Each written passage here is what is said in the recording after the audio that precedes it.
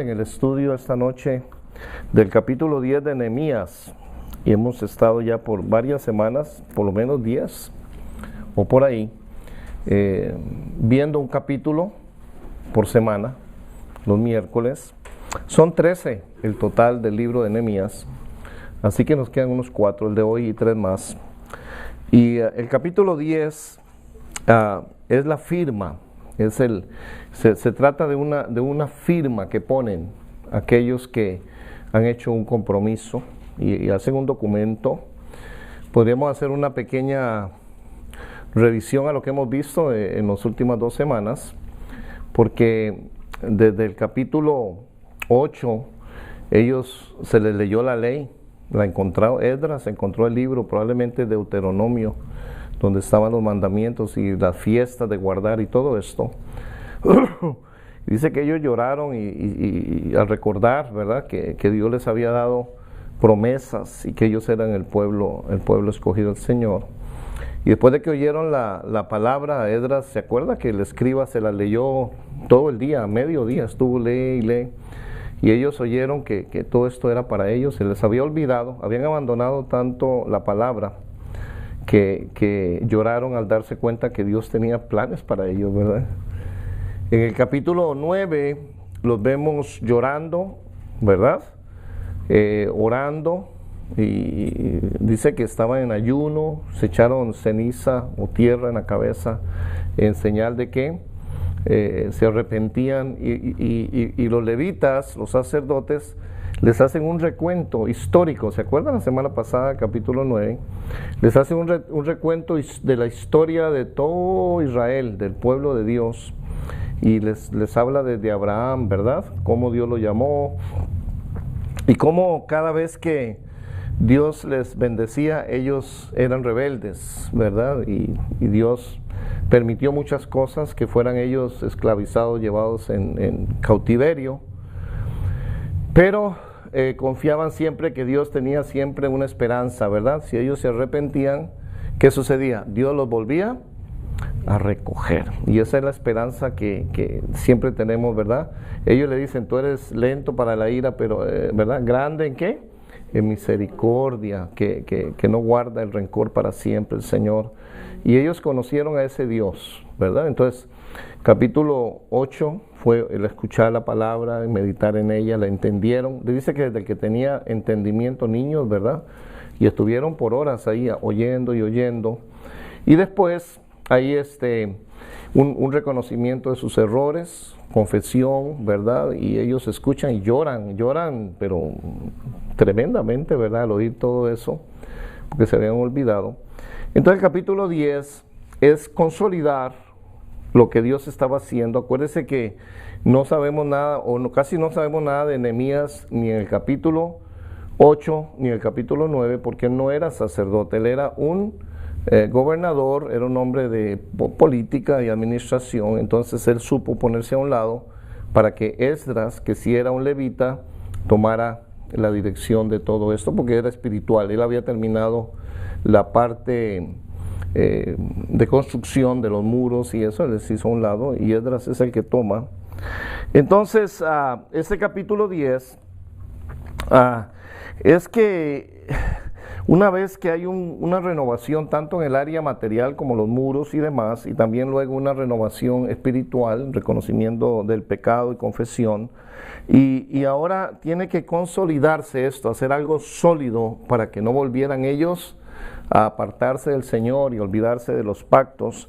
Y podemos decir que todo esto empezó porque tuvieron hambre de la palabra. Ellos querían oír y querían saber la palabra de Dios, y esto sucede siempre que nosotros buscamos de la palabra. El Señor dice que bienaventurados los que tienen hambre y sed de palabra, de la justicia de Dios, porque ellos van a ser saciados. Ellos fueron saciados y entendieron y tuvieron un reencuentro lindísimo con el Señor. Y luego al darles un recorrido histórico de su pueblo, de quiénes eran ellos, que hasta eso se habían olvidado, reconocen y se dan cuenta que ellos tienen una posición especial con Dios. Ellos son el pueblo escogido, y eso era muy importante. Los líderes religiosos tomaron todas las medidas que se necesitaban para que estos resultados fueran firmes. En este capítulo 10 vamos a ver que los hacen firmar un pacto, ¿verdad? Ya nosotros en el Nuevo Testamento no firmamos pactos, pero era muy importante hacer un documento, y eso se trata el capítulo 10. Era un documento y lo vemos firmando. ¿Y qué es lo que están firmando también, verdad? Muchas veces la gente firma sin saber de qué se trata, pero hay un montón de cláusulas en este contrato o en este pacto entre el pueblo de Israel y el Dios de ellos que los había restaurado. Este movimiento para preservar el progreso espiritual alcanzado comenzó con una descripción histórica del pueblo de Israel y hicieron ese recuento tan necesario para que ellos se acordaran de lo que habían cometido sus antepasados, los errores, para que ellos no los cometieran. Y cuando nosotros reconocemos lo que erramos antes, es con el propósito de enmendarlo y decir, no queremos hacer lo mismo, ¿verdad? Para no caer en la misma desgracia. Y todo esto se preparó para echar la firma. Hoy día la gente hace firma sin darse cuenta, pero era una firma, era un contrato, no con otra persona, pero un contrato ¿con quién? Con Dios. Nosotros hoy no firmamos un contrato, pero sí damos promesas. A veces nosotros decimos, Señor, a partir de la otra semana yo voy a empezar a hacer esto. Eso es como una firma, porque Dios acepta tanto una firma física como una promesa de palabra. Así que Pablo dice que el que prometa, que cumpla, ¿verdad? Que mejor no prometer mejor no prometa si no va a cumplir, no tiene la entrega de hacer esto. Entonces ellos prepararon el documento y firmaron el pacto divino. Y este capítulo está lleno de nombres y a veces los nombres pues son importantes. Por ejemplo, podemos darnos cuenta que el que primero firmó, ¿quién fue? Qué bueno, ¿verdad? Que uno de líder, en el liderazgo, el que va a ser líder tiene que dar el ejemplo. Y dice el versículo 1, los que firmaron fueron Nehemías, el gobernador, hijo de Alcalías, y Sedequías. Sedequías probablemente era su secretario. Le dieron gobernador, él dijo, los de mi casa, yo y mi casa, como decía Josué, somos los que vamos a empezar a poner nuestra firma, porque no somos los primeros en comprometernos. Podríamos decir que Nehemías no tenía mucho en el asunto, porque todos los errores los habían cometido los que vivían ahí y los antepasados. Nehemías estaba fuera de esa circunstancia, pero toma el paso de decir, yo soy parte del problema, y por eso mi ejemplo es para que los demás también sigan firmando. Y aparece una lista de varios sacerdotes, versículos 2, 3, 4, 5, 6, 7 y 8, son una serie de nombres, y dice, ¿estos eran los qué? Los sacerdotes. Bueno, lógicamente que después del líder político y verdad, que estaba allí encargado de la obra, los siguientes debieron haber sido ¿quiénes? Los sacerdotes, dando ejemplo. Y luego del versículo 9 dice que fueron los levitas. Aparece otra fila de versículos donde nos dan todos los nombres, bastantes, y para no pasar mucho tiempo leyéndolos, pero hasta el versículo 27 todos eran los levitas, los encargados de el templo, de hacer todas las funciones allí en el templo. Versículo 28. Y tercer grupo que firma dice, y el resto del pueblo, los sacerdotes, levitas, porteros, cantores, los sirvientes del templo y todos los que se habían apartado de los pueblos de las tierras a la ley de Dios, con sus mujeres, sus hijos e hijas, todo el que tenía comprensión y discernimiento. O sea que no solo las cabezas de familia, sino que los hijos que tuvieran edad adulta o tal vez jóvenes, que entendían de qué se trataba, tenían entendimiento también, firmaron. Versículo 29, y dice, se reunieron con sus hermanos y sus principales para protestar y jurar. Esto era un juramento, que andarían en la ley de Dios que fue dada por Moisés, siervo de Dios, y que guardarían y cumplirían todos los mandamientos, decretos, estatutos de Jehová, nuestro Señor. Era una firma de que iban a obedecer ¿qué? La ley. Iban a estar conforme a lo que Dios les había mandado. Bueno, se hicieron varios requisitos para llegar a este punto. Cuando ya usted, si fuera algún negocio que está haciendo, lo último que se pone es ¿qué? La firma. Ya cuando usted firma, ahí hasta ahí llegó. Y por eso nos dicen, lea bien. Antes de firmar, lea bien el documento, porque pueden haber algunas cláusulas que no nos puedan convenir. Entonces, una vez que usted pone ahí en tinta su firma, es un contrato hecho. Entonces, antes de llegar a ese punto, primero, habían varios requisitos esenciales. Primero, tenían un conocimiento de lo que Dios demandaba de ellos. Eso es importante. Uno no puede decirle, heme aquí, Señor, yo voy a hacer lo que tú me digas si usted no sabe lo que Dios le va a pedir. Primero sepa lo que Dios le va a pedir antes que usted le diga que sí. Porque si usted no sabe qué le va a pedir el Señor, y tu sí es muy prematuro, después le va a parecer, no, eso no era eso, Señor. Entonces, primero ellos tenían un previo conocimiento de lo que Dios les iba a demandar. Esto fue alcanzado mediante la lectura de la ley. Ellos llegaron, entendieron cuáles eran los mandamientos que Dios tenía para ellos. Estaban perfectamente entregados a esa decisión y se habían enterado, se habían dado cuenta cuál era la posición ante Dios. Ellos tenían que ser obedientes y que cuando se han apartado de la ley, ¿qué sucedía? Venía el castigo. Entonces, antes de firmar, ellos sabían que estaban firmando un compromiso. ¿Es un compromiso de bendición o de maldición? Si ellos cumplían, Dios les bendecía. Si se apartaban, venía el castigo. Bien. Segundo, el efecto emocional producido cuando ellos revisaron toda la historia de Israel. Ellos se conmovieron al saber todo esto y por medio de este recuento comprobaron que sus fallas espirituales antes fueron la causa de lo que estaban viviendo en ese momento.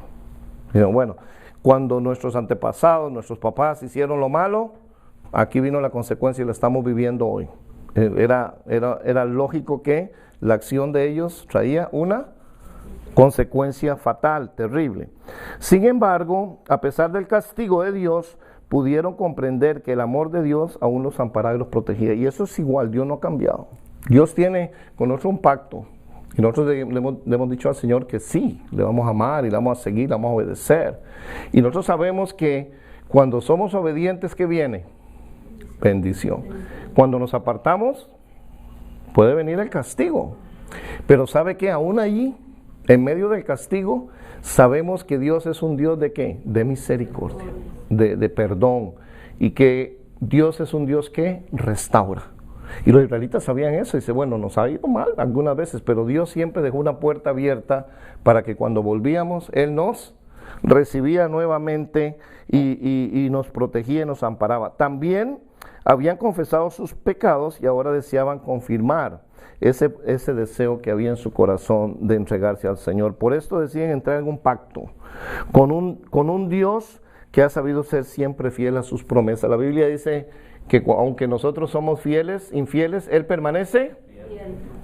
Y nunca Dios rompió ningún pacto. Siempre fue el hombre el que le dio la espalda al Señor. Dios es un Dios, estoy en una canción de Marcos y dice, Dios de pactos. Él es un Dios ¿de qué?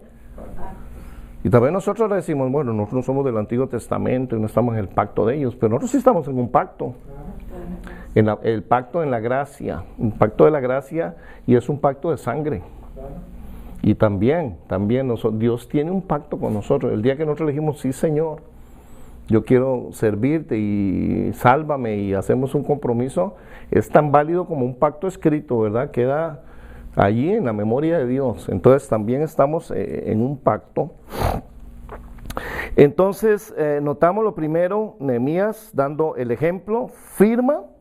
Y aunque en los capítulos anteriores y aún en este no hace nada, él está ahí.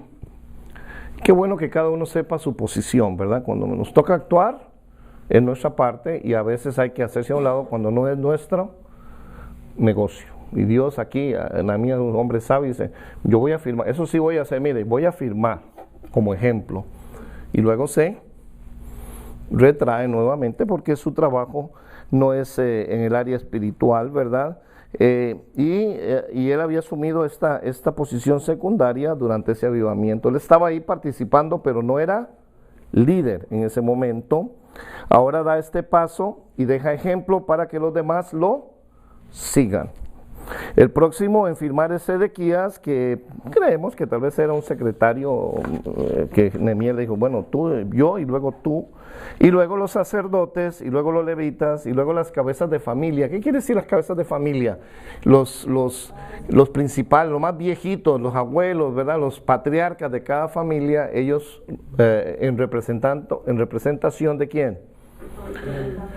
De toda la familia. Entonces ellos eran como el líder ahí, el líder de cada familia. Y también nos dice el versículo 27, dice que el resto del pueblo, todos los que se habían apartado de los pueblos de las tierras a la ley de Dios con sus mujeres, sus hijos e hijas, y todo el que tenía comprensión y discernimiento, y se reunieron con sus hermanos. Esa palabra para protestar no era que estaban protestando, no, era para expresar, ¿verdad? Es para hacerlo oralmente, ¿verdad? Para hablar.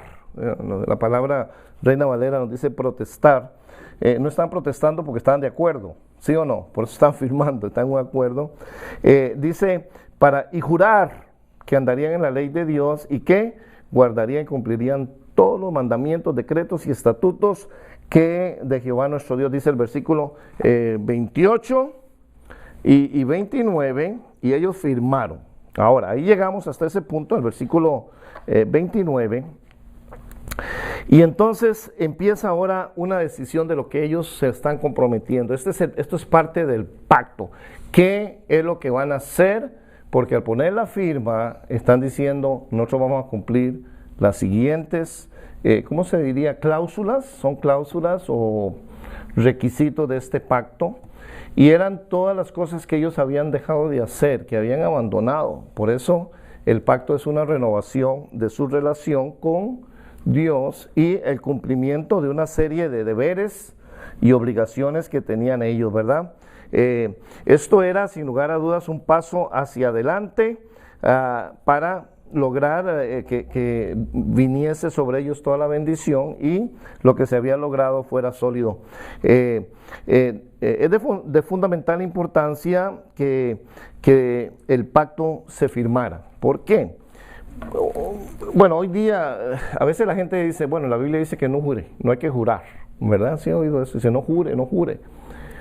Este tipo de pacto que en el Antiguo Testamento no había la relación que tenemos como iglesia en el Nuevo Testamento, donde el Espíritu de Dios es el que nos guía y nos ha sellado para que basta con la palabra. Dios cree en nuestra palabra. En el Antiguo Testamento la gente era media durita de cabeza, ¿verdad? Y entonces decían algo y no lo hacían. Entonces el juramento era parte de esa relación y aún hay partes donde dice que Dios juró por sí mismo también. Era una forma ¿verdad? de decir yo voy a hacerlo, ¿no? Aún con todo nosotros, por eso tenemos que tener cuidado, nosotros no juramos, pero a veces nos comprometemos, ¿verdad? Que es muy parecido. Es cuando decimos, Señor, yo voy a hacer eso, Señor, yo voy a servir. Eso es lo mismo.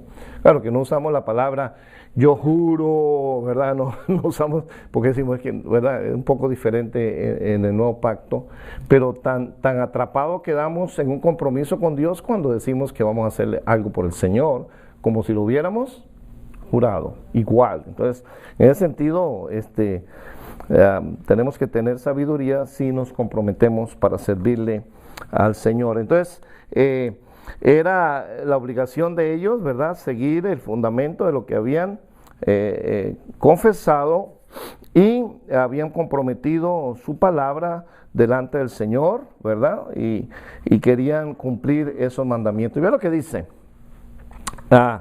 Número 30, versículo 30 dice, y que no daríamos nuestras hijas a los pueblos de la tierra, ni tomaríamos sus hijos para nuestros hijos. ¿Por qué dice eso?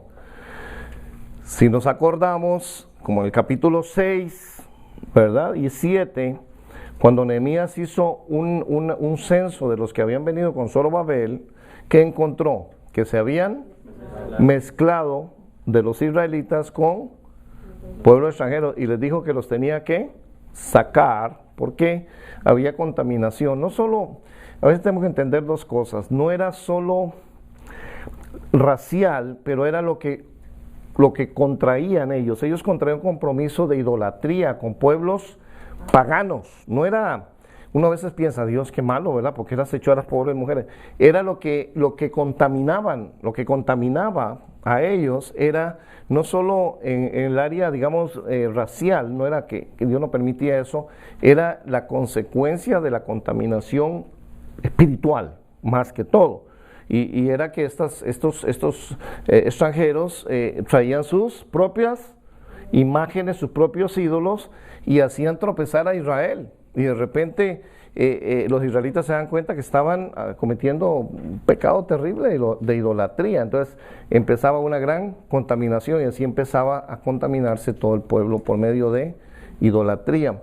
Y lo otro, el separarlos era importante porque los israelitas tenían otro set, otra forma de adorar a Dios, y tenían sus mandamientos, y aquella gente no se quería someter, porque en el Antiguo Testamento estaban los prosélitos. Los prosélitos eran los que sí se convertían, y muchos de los extranjeros vinieron y aceptaron los mandamientos, la ley, aceptaron a Jehová, a Yahweh como su Dios, y se sometieron a la ley y todo, y se convirtieron, a pesar de ser digamos, de raza diferente, estaban dentro del pacto, ¿verdad? Y Dios aceptaba aceptaba que se unieran al pueblo de Israel aquellos que se comprometían con cumplir la ley y aceptar los mandamientos del Señor. Entonces, esto es el primer mandamiento. No nos vamos a, ¿qué?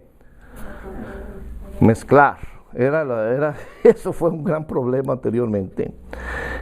Luego dice, este otro era otro que habían quebrantado. Asimismo, que si los pueblos de la tierra, o sea, los extranjeros o los paganos, trajesen a vender mercaderías y comestibles en el día de reposo, en el sábado, ¿verdad?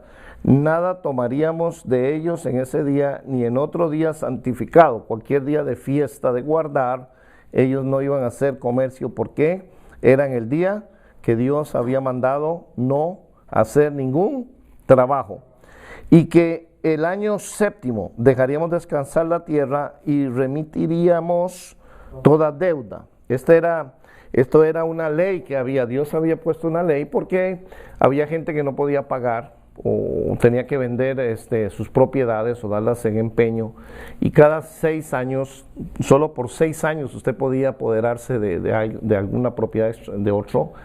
Cuando llegaba el año 7 tenía que liberar todo, quedaba todo mundo en cero y empezaban otra vez. Era un sistema de economía para que nadie se esclavizara, y ellos dijeron, vamos a empezar a obedecer eso, porque lo habían quebrantado. El mismo Nehemías les dijo, ustedes hasta han vendido sus hijos a los extranjeros, y yo he tenido que ir a redimir unos y comprarlos y volverlos para acá, y toda esta gente se está quejando porque ustedes no les dan libertad, ¿verdad? No devuelven las tierras, y los siervos o esclavos se quedaban más de los 6 años. Ellos dicen, vamos a hacerlo. También el jubileo era cada 49, cada 49 años caía el año del jubileo, el año 50 o el año 49, y si ese año caía en medio de los 6 años, ese año todo el mundo quedaba libre también, dependía de dónde caía la fecha. Ellos habían roto esa ley. Y lo otro era que dejaban descansar la tierra. ¿Qué hacían? No tocaban para nada. Nada, no sembraban, no la dejaban que la tierra volviera a tomar fuerza.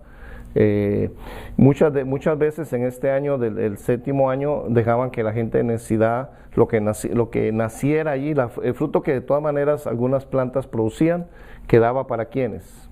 para los pobres. Y eso era un sistema de economía que Dios lo había propuesto en la ley y funcionaba excelente. Ellos no recogían.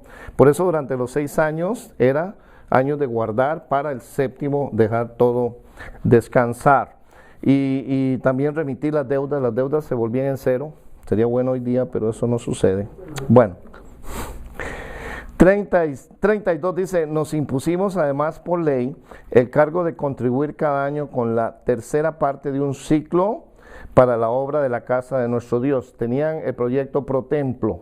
Un ciclo es una medida de peso, probablemente era oro o plata, no sé qué llevaban, y era para el mantenimiento del templo, porque una vez que el templo y se había reedificado los muros, había que mantener reparaciones y demás, y entonces tenían un proyecto que hoy día lo llamamos pro templo, reparaciones del templo. Iban a dar cada familia 1/3 de ciclo.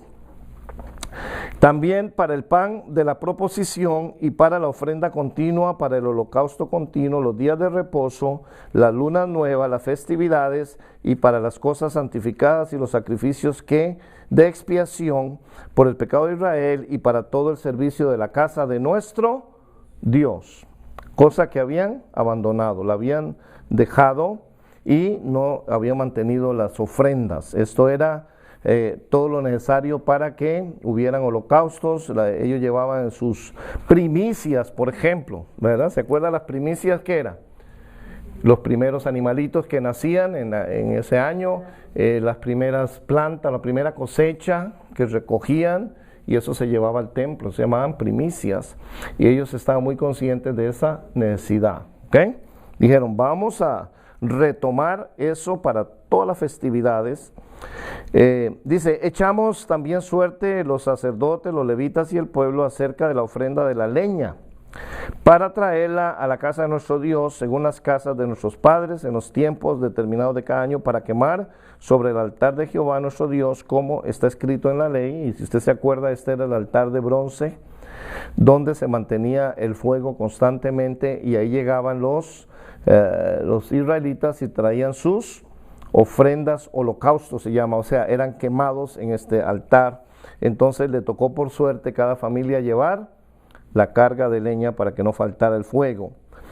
Y que cada año traeríamos a la casa de Jehová las primicias de nuestra tierra y las primicias del fruto de todo árbol. Asimismo los primogénitos de nuestros hijos y nuestros ganados, como está escrito en la ley, y que traeríamos los primogénitos de nuestras vacas y de nuestras ovejas a la casa de nuestro Dios, a los sacerdotes que ministran en la casa de nuestro Dios. Que traeríamos también las primicias de nuestras masas y de nuestras ofrendas, y del fruto de todo árbol, y del vino y del aceite para los sacerdotes a las cámaras de la casa de nuestro Dios, y el diezmo de nuestra tierra para los levitas, y que los levitas recibirían las décimas de nuestras labores en todas las ciudades. Y esto era que esto se había abandonado.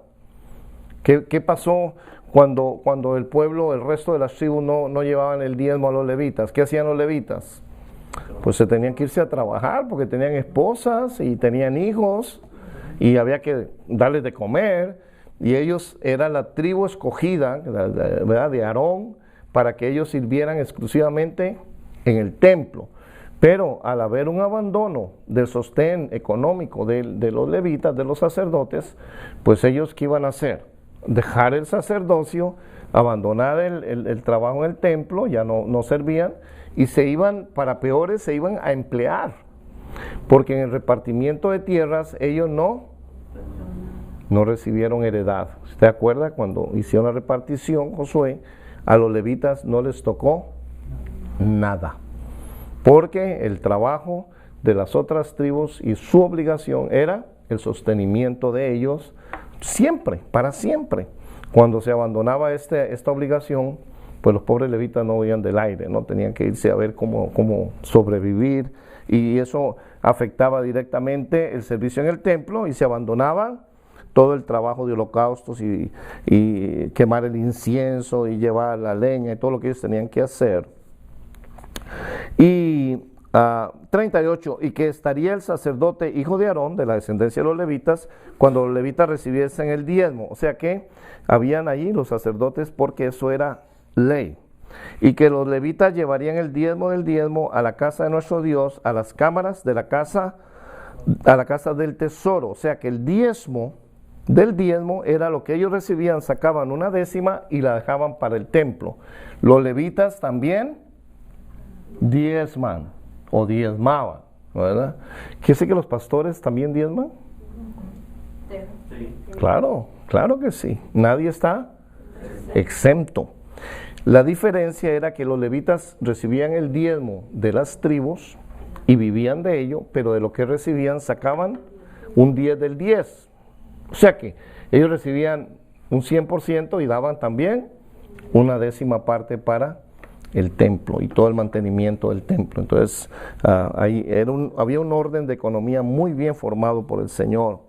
Dice el 39, porque a las cámaras del tesoro han de llevar los hijos de Israel y los hijos de Leví la ofrenda del grano, del vino y del aceite, y allí estarán los utensilios del santuario y los sacerdotes que ministran, los porteros y los cantores, y no abandonaremos la casa de nuestro Dios. Qué compromiso, ¿verdad?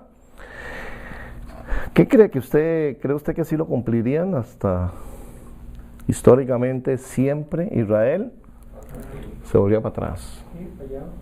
Siempre. Había una dureza de corazón el hombre, ¿verdad? Y lamentablemente estos pactos los rompían, ¿verdad?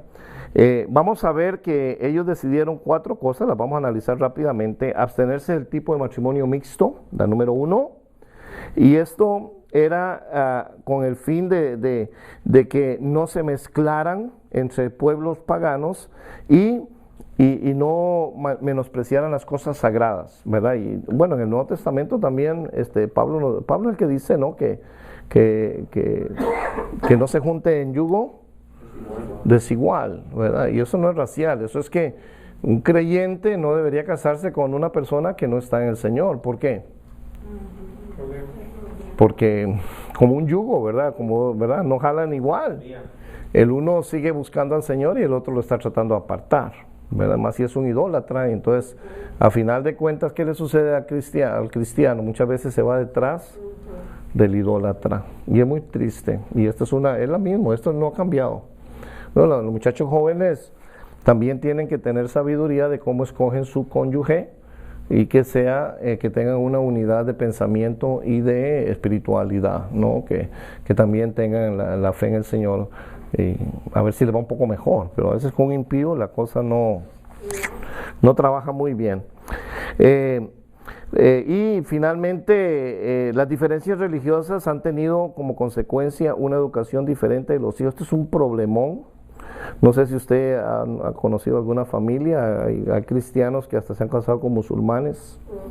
Ay, qué terrible. Entonces, la verdad, entonces, y si es la cristiana y él es el musulmán, pues a cierta edad van y lo llevan al templo y empiezan a enseñarle el Corán y esto es terrible. Yo no sé, hay gente que no tiene la sabiduría de entender que Dios ha separado a un pueblo, sea en el Antiguo Testamento o hoy día como la iglesia, y que Dios quiere que nos mantengamos en esa separación.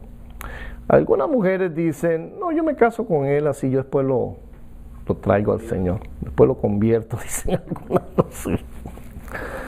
Y qué fracaso, ¿no? Eso es un engaño, ¿verdad? No, y hay hombres que son muy listos, estos impíos, y como que ceden al principio en el noviazgo, ¿cierto? Y como que la mujer, la novia dice, no, ya está buscando también, nos vamos a casar, y cuando se casa cambian el papel, ¿no? Se le da vuelta la moneda y se dan cuenta que el hombre es el que manda y no dejan que ella vuelva a los caminos del Señor, y es muy duro. Yo creo que hay que tener mucha sabiduría, aconsejarle a nuestros hijos que tengan sabiduría también a hacer estas cosas, ¿verdad? Segundo, la cláusula sobre los matrimonios es seguida por una ordenanza que destaca la importancia de la adoración. Los judíos deciden guardar el sábado, es el día sagrado. ¿Por qué dicen que no van a comerciar con los extranjeros? Porque antes lo hacían. Y llegaban los sábados, el día del Señor, ¿y qué hacían? Estaban en la plaza haciendo negocio. Y, ¿qué vamos a ir a ofrecerle al Señor? Nada. La actitud. ¿Y sabe por qué? Porque estaban mezclados con pueblos paganos, que para ellos el sábado era como cualquier día. ¿Y qué hacían? Negociar. Estaba puro comercio. Y decidieron, ahí dice, ¿verdad? Que decidieron que guardar el sábado. No vamos a comerciar, no vamos a hacer nada con los que vengan. Si ellos vienen, no les compramos ni les vendemos, porque es día de ¿qué? De ir al templo, ir a alabar a Dios. Amén. Entonces, la separación de los paganos trae también como consecuencias la adoración al templo. Tercero, dejar descansar la tierra en el año séptimo y cancelar todas las deudas. Eso era ley de Dios y debían haberlo hecho. 4. De igual manera prometen mantener el templo y sostener a aquellos que ministran en él. Versículos 32 al 39. La casa de Dios es de nuevo el centro de la vida y siempre lo fue. Israel siempre fue una teocracia. ¿Qué quiere decir? Dios no es una demo. Demo quiere decir la gente gobierna. Democracia. Teocracia, ¿quién gobierna? Dios. Y el pueblo de Israel siempre fue una teocracia. Dios gobernaba sobre ellos, no ellos tenían gobernadores. Solo cuando pidieron rey, que fue un fracaso también. Entonces el templo se vuelve el centro, y siempre lo fue. El centro de la vida judía siempre fue y será el templo. No solo están prontos a asegurar que los sacrificios serán ofrecidos, sino que dejan asegurada también la ofrenda de madera para la casa de Dios, la leña, para que haya combustible. A tal extremo llegan los derechos del Señor sobre sus vidas, que todo queda a su disposición. Ya se trate de hijos, ganado, fruto de todo árbol, vino, aceite, todo lo ponen primero en las manos del Señor. En el manejo de las contribuciones del templo, un sacerdote se uniría a un levita al momento de recibir los diezmos. De esta forma, ambos grupos estarían representados y los sacerdotes tendrían asegurada su parte también. Finalmente, en una nota de gran solemnidad, todo el pueblo afirma, versículo 39, no, ¿qué dicen ellos? No abandonaremos la casa de nuestro Dios. Oiga, y esto está firmado, esto es un compromiso, un pacto. No sé si aquí en la iglesia deberíamos hacer un pacto así, ¿verdad? ¿No? Pasarles un papel ahí, a ver si ustedes se atreven a echarle una firma. No abandonaremos el cuidado, el sostenimiento de la casa del Señor. No. Estamos ahora en otra, el Espíritu de Dios nos guía y sabemos todo lo que tenemos que hacer sin tener que escribirlo, ¿verdad? Muy bien. Sin un fuerte núcleo religioso, la nación de Israel no sobreviviría por mucho tiempo. Los enemigos, y tenían un montón, ¿se acuerdan? Eran demasiado grandes, demasiado fuertes, eran pueblos como los samaritanos y los árabes que los rodeaban. Necesitaban el tipo de auxilio que venía de Dios y que guardaba las promesas, y querían que perdurara esa sociedad que estaban fundando, y así firmaron. Cada uno puso ahí su nombre. 3 cositas para terminar. Primero, ¿cuáles fueron los resultados del compromiso del pueblo de Dios al firmar el pacto? Ellos hicieron un compromiso. Cuando usted firma un compromiso, hace un compromiso, 3 cosas por lo menos sucedieron con ellos. Lo primero, que vino en ellos un amor profundo por la palabra de Dios, que la habían hasta olvidado, ni se acordaban que existía. Y cuando se la recordaron, empezaron a decir, esto es lo que Dios ha hablado para con nosotros. Eso se lo dio a nuestros profetas, a nuestros antecesores. Ellos sabían y nosotros no sabíamos. Y empezó a haber un profundo amor por la palabra de Dios, lo cual es básico, fundamental. Debe puntualizarse que el pueblo aceptó voluntariamente las condiciones del pacto. Ellos no fueron forzados, cada uno fue en su propia voluntad, ¿verdad? Nos dice el versículo 29, que nadie, Nehemías dijo, bueno, ¿van o lo llevo? No, dice, se reunieron con sus hermanos y sus principales para protestar y jurar que andarían en la ley de Dios. O sea, era un asunto de ¿qué? Voluntario. Nadie los forzó. Y eso era importante porque nadie podía haberse echado para atrás y decir, yo tuve que firmar porque pues me obligaron. No, era de su propia voluntad. Y realmente nos asombra esto de que cuando vemos esta situación de ellos, el amor que ellos tenían por la ley. Y era la ley, imagínense, amaban la ley. ¿Qué era qué? Mandamientos. Y haga, si no haces esto. Pero ellos dicen, amaban la ley. Ahora, nosotros estamos en un pacto muchísimo mejor. ¿Cómo no vamos a amar la palabra de Dios? Que es vida, que nos da esperanza, que nos da eternidad en ella. Y Jesús dice que la escudriñemos porque ahí está la vida eterna y la palabra es la que habla de Cristo. Pero ellos amaban la ley. Por eso entendemos ahora el Salmo 1 que dice, bienaventurado el varón que no anda, sino que en la ley de Jehová está ¿qué? Su delicia. ¿A quién le gustan los mandamientos? O sea, me gustan las bendiciones, las promesas. Pero ellos eran amantes de la ley. La obediencia a sus lecciones se convierte en la base de las bendiciones, tanto personales como por la nación. Nosotros debemos amar la palabra. Debemos ser amantes de la palabra de Dios. ¿Sabe por qué? Porque aunque sean mandamientos y obligaciones, la consecuencia de ser obediente, ¿qué es? Bendición. Bendición. Ahí está la bendición cuando obedecemos la palabra del Señor. Segundo, algo que sucedió, santidad. Primero, amor a la palabra. Segundo, vino un cambio de actitud. Hubo santidad en medio de ellos. A medida que miramos hacia atrás en este capítulo, el segundo principio aparece. Este aparece centrado en la pureza que Dios espera de su pueblo. Dios anda buscando un pueblo santo, puro. Ciertamente conocemos la acción purificadora de la palabra en nuestras vidas. Cuando usted ama la palabra, se santifica. Porque la palabra es agua que lava y limpia. Viene y nos limpia. Amén. Ellos amaron la palabra y vino de resultado santificación. Pero también debemos tener en cuenta también su impacto en la sociedad. Cuando la gente busca la palabra y oye la palabra, hay un cambio. Cambian, mire, ciudades enteras, barrios llenos de criminología, de crimen, de asesinato. Y la gente empieza a orar y a buscar del Señor, se limpia el lugar. Porque la palabra es agua eterna que limpia y limpia todo un pueblo.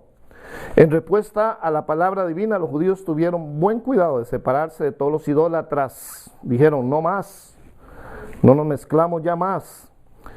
Las prácticas religiosas de estos idólatras eran particularmente libertinas y perjudiciales en gran extremo, y la vida moral de la nación eran inmorales. Estos pueblos, mire, nosotros cuando estudiamos algunos de estas prácticas paganas, había hasta cosas sexuales ahí horribles, habían las sacerdotisas y todos los templos, que era un libertinaje ahí terrible y no había respeto de nada, ¿verdad? A medida que aplicamos este principio de separación a nuestra situación, debemos recordar que las malas conversaciones corrompen las buenas costumbres. Aunque Dios espera de nosotros que vivamos en el mundo, no quiere, sin embargo, que seamos de Él. Jesús oró y dijo, están en el mundo, pero no son del mundo. Y ora y dice que nos guarde del mal, que estemos separados, ¿verdad? La separación, desde luego, no debe ser algo totalmente negativo. Los judíos del tiempo de Nehemías se separaron de aquellos que estaban a su alrededor por esta identificación con la santa palabra, pero la acción agregó una dimensión positiva a lo que se estaba haciendo, ya que los que le manifestaron públicamente su intención de guardar lo estipulado por el pacto, vinieron de esta forma a convertirse en un grupo de gente consagrada. Cuando hacemos un pacto y decimos la palabra va a morar y es la que nos va a guiar, se reúne un montón de gente santa, consagrada al Señor. Podían ahora disfrutar de un compañerismo más pleno y más grato. Antes vivían seguro en puro riñas y pleitos, ahora estaban en una unidad. De esta forma servían de edificación mutua y se ayudaban a que cada uno aumentara en la fe, en creer en el Señor. Si miraban a alguno haciendo algo equivocado, lo reprendían y lo atraían hacia el Señor, que es nuestra responsabilidad. Este principio es aplicable a nuestros días. De hecho, esto es lo que constituye la verdadera hermandad cristiana, la iglesia. Por eso Pablo, Cristo mismo nos dice que si vemos a alguien que está apartado, que lo restauremos, y que de eso se trata, ¿verdad? Que haya una coinonía, una comunidad, una fe común en medio de nosotros. Pero esta comunión no puede participar en las obras infructuosas de las tinieblas. Por eso Efesios 5:12 nos dice que nada tiene que ver Cristo con Belial. No podemos estar enredados en el mundo. Es una intimidad con el Padre, el Hijo y aquellos cuya vida es guiada a toda verdad. Y lo tercero que podemos deducir de este capítulo 10 fue la renovación de sostener el templo. Dijeron, hemos hecho mal, esto está en un abandono. Ahora es nuestra, ellos al oír la palabra y al reconocer que era su obligación, entonces decidieron obedecer para que el templo estuviera en cuidado, tuviera el cuidado que se necesitaba. En tercer lugar, los israelitas también sintieron la necesidad de mantener todo lo necesario y para que los servicios en el templo siguieran adelante. Los encargados de redactar el pacto estaban conscientes de los peligros de la ignorancia moral y espiritual. Podían ver el fuerte eslabón que unía la práctica religiosa con la conducta social y sabían que sin un liderazgo adecuado, el pueblo derivaría muy pronto hacia la ignorancia y el embotamiento espiritual. El templo y los servicios deberían convertirse en el centro de su vida y ellos a su vez debían comprometerse a mantenerlo. ¿Por qué era tan importante que el templo fuera restaurado? Porque era donde ellos iban a oír ¿qué? La amonestación de la palabra. Era donde se iban a hacer los holocaustos, donde iban a llevar las ofrendas. Había que solidificar la promesa de ellos, pero el sostenimiento del templo era fundamental. Porque sin la palabra, sin buscar a Dios, el pueblo se vuelve a desviar. Y ahí vemos entonces que ellos tuvieron esa responsabilidad. Terminamos. Al mirar de nuevo esta sección resulta muy alentador ver el curso tomado por el pueblo al responder al movimiento del Espíritu de Dios en medio de él. Hubo un movimiento. Eso no fue que, no. Dios miró que en ellos había un deseo de buscarlo y el Espíritu de Dios los conmovió. Se arrepintieron, ayunaron, oraron, buscaron de Dios, lloraron, tenían amor por la palabra y decidieron ser movidos por Dios. Y cuando eso sucede, hay un avivamiento. A medida que cedamos nosotros también a su voluntad, encontraremos que Él produce en nosotros el mismo tipo de obediencia a la palabra de Él, el mismo alto nivel de moralidad, la misma genuina preocupación por las cosas del Señor y el deseo de buscar el bienestar de aquellos que nos ministran en el nombre de Cristo. Es un buen ejemplo. La palabra, la oyeron y fueron conmovidos. Y luego desearon adorar a Dios. Dijeron, hay que adorar a Dios y lo hemos dejado abandonado al Señor. Pero para eso necesitamos cuidar del templo y del sacerdocio. Entonces fueron, hicieron lo correcto y hay un avivamiento. Y eso es parte de lo que hoy día podemos aplicar en nuestras vidas. Amar la palabra. Cuando lo digo, amo tu palabra, Señor. Que Dios nos conmueva, ¿verdad? Amar no solo la palabra, pero ella nos va a llevar a vivir en santidad y en adoración al que vive por los siglos. Y la responsabilidad como miembro de la iglesia que tenemos delante del Señor. Amén.